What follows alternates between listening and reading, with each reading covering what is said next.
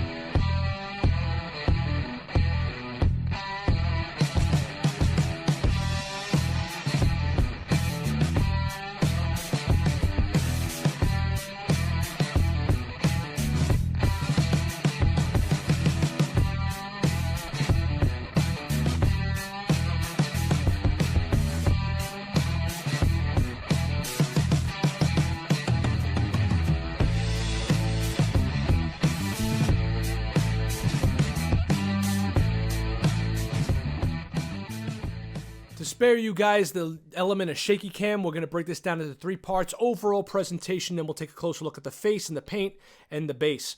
This is the statue that sold me on the Diamond Select Legends in 3D half-scale bust. This is pretty massive. At 12 inches tall, Diamond really found a great way to give us budget pricing on a statue of this magnitude, and it's heavy. You know, it's not just some flimsy statue, and it's not plastic or PVC. It's really dynamite, man. So this is what sold me on it. I am very happy. I am at most happy I've been with any of the busts that I've gotten so far. I have a little bit of a background in animation, so I could talk very, very little about the different blues that they used and how it was kind of applied. It's a little sloppy, but let's face it, for $150 to $200, depending on where you shop for this thing, you're not going to do much better than this as far as affordability goes. I think he looks great. He's got good shelf presence. He's a little imposing. When you take him out of the box, it's got a nice wow factor. Let's move on to the face before we get to the base, shall we? Let's face it, we pay a lot of money for our statues in our collection, our collectibles in general. So a lot of watchers on here want me to be as honest as possible. I might piss a few viewers off. They're a little bit more forgiving right now, but I'm going to try to get down to the real nitty-gritty of this. Like, what stands out to me as not so perfect, right? What doesn't make this a 5-cup statue? Why am I giving it a 4.5 or a 4.75? Well, first of all, I just happen to love the damn thing. But, again, considering all things and all aspects, I want to get really particular, and sometimes I could be, we could point out maybe a little bit too much and go a little over the top with our nitpicking, but we're going to do that now for the sake of the viewers that like perfection. Okay, so the lines in the face could have been a little bit darker. The black lines in the face, animation lines across the lip. This is actually a sculpted lip coming out here, which is very nice, but the lines could have been a little bit darker. Not thicker, just a little bit darker so that they stand out more. The line in the lip should have been a little bit darker. It's not perfectly straight. Then again, you're not going to notice this when you're not under a 4D camera with the lights blaring on it and it's just up on your shelf. Please remember that and take that into consideration. I had a guy on the Joker review tell me, like, hey, you know how hard it is to paint these things? And I totally understand that, and I understand all that good stuff. I love these things, but look, man, we got to get as honest as we can with the viewers as possible. So, taking a look at some of the paint around the face over here, you could see just right over here. Really pay attention right here. It's a little bit thicker and caked on. When they were using their brush strokes, they went a little bit heavier over here, so you could see the paint and how it's not totally uniformed and flat across the lip.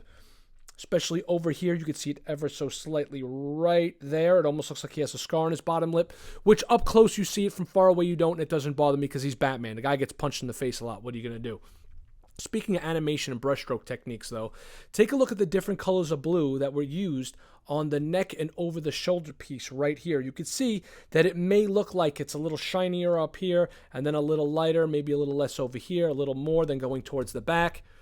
You could see it particularly right Over here, you might say to yourself, hey, what's up with the blue not being a straight color blue? No, that's actually a lighter color blue with darker blue in there, layered over it to make it look like it has that animation feel when the light is shining down on a character and they want to make the colors pop a little bit more. So that's perfectly normal.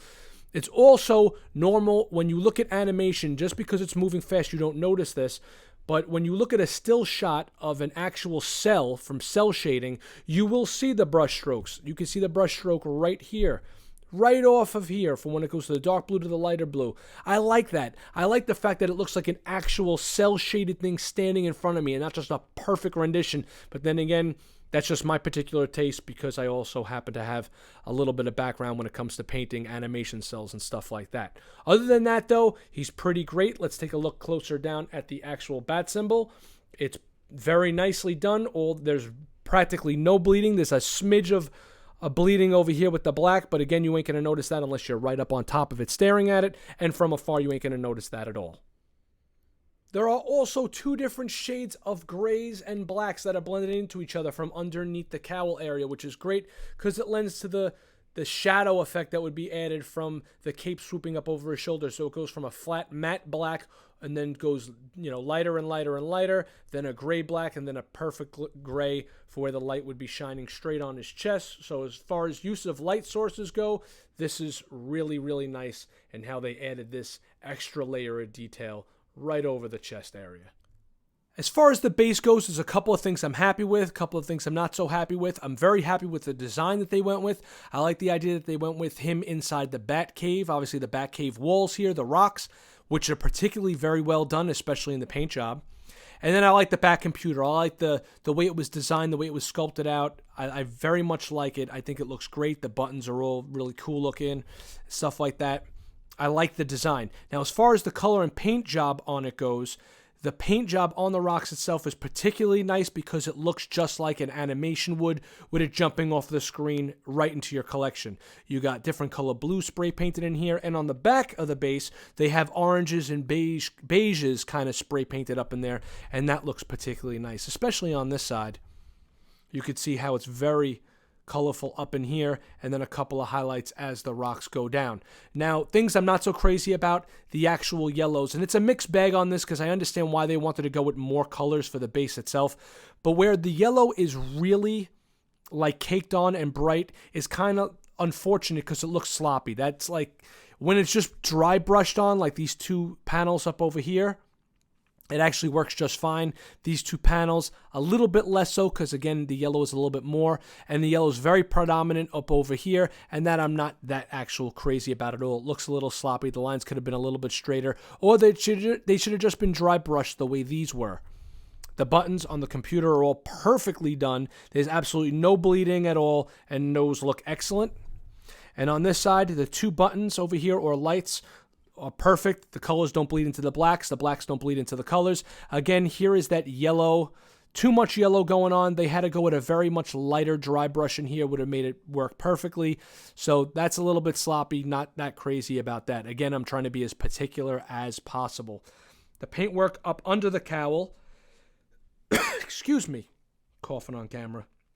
Anyways, the lines could have been a little bit straighter. They work fine. Again, unless you're right up on top of this stuff, you're not really going to see it. It's a little crooked over here. Yeah, we want all of our statues to have perfectly, excellently painted master paintwork lines. These are production pieces, so you got to be a little bit more forgiving with that stuff, and it's not really something much you're going to notice anyway, because when the statue is like this, you really don't even see it. The paint lines are actually much straighter on this side, with the exception of maybe this one up over here in the back. But look, that's very minor stuff. And again, like I explained earlier, when it comes to animation style and brush strokes, you're actually literally seeing the brush strokes you would normally see on an actual, if you had an actual cell in front of you, and that's an animation cell.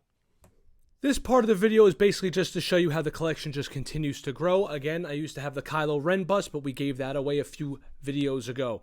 Batman stands at about 12 inches tall. The other ones are between 10 to about 10 and a quarter. That would be Iron Man. And Batman is just, it's a lot heavier of a statue. During the Joker review, you saw me tap on it a little bit, show you how light it was. It's a little bit lighter. It's obviously hollowed in the chest area. Batman's a solid piece, man. This thing, I don't know if it's totally solid straight through, but this is like something you can kill somebody with. They look great lined up. Batman should be a little bit taller. I was hoping that all the Legends in 3D Batman the Animated Series busts were going to kind of be like all on the same level. But you know what? Batman should be a little bit more imposing than his villains, right? Than his rogues gallery. So he would stand out kind of in the middle, and then you can kind of feather out your collection from there. With like, you know, Joker Harley's coming soon. She'll be available in January. We're definitely getting her here, and we'll be showing you guys a review of that as well. So here's what it's shaping up to be so far, and I got to tell you, I'm very, very pleased. I also recently ordered the Doctor Doom to pair up with this fella over here. How could you not order Doctor Doom, right? But this is a Batman review. Let's continue. So there you have it. There's the review. There's not much more I can say about this thing besides me going out on a limb and saying it's probably the best $150 statue I've ever purchased.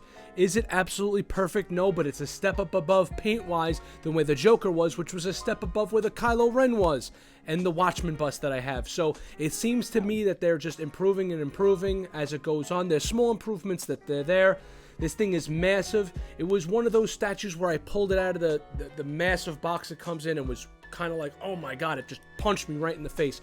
So I really like it. Again, these statues work best from about, 3 feet away or more, roughly. You're not going to be sitting at your collection staring at it like this. And even up close, this is actually pretty good. So I love it. It's heavy, too. It's massive. It's heavy. It makes you feel like you're getting quality and your money's worth. It's made of resin, I believe, and it's great. So go and get yours today. Link down below. If you guys want to purchase this, I highly recommend at least this one. If you guys aren't into the Legends of 3D half-scale bust, but you are a Batman collector, who's cool? What's cooler than Batman the Animated Series? Thanks for watching, everybody, and we'll catch you on the next episode of the Red Cup Review. Take it easy, and if we don't see you before then, happy holidays.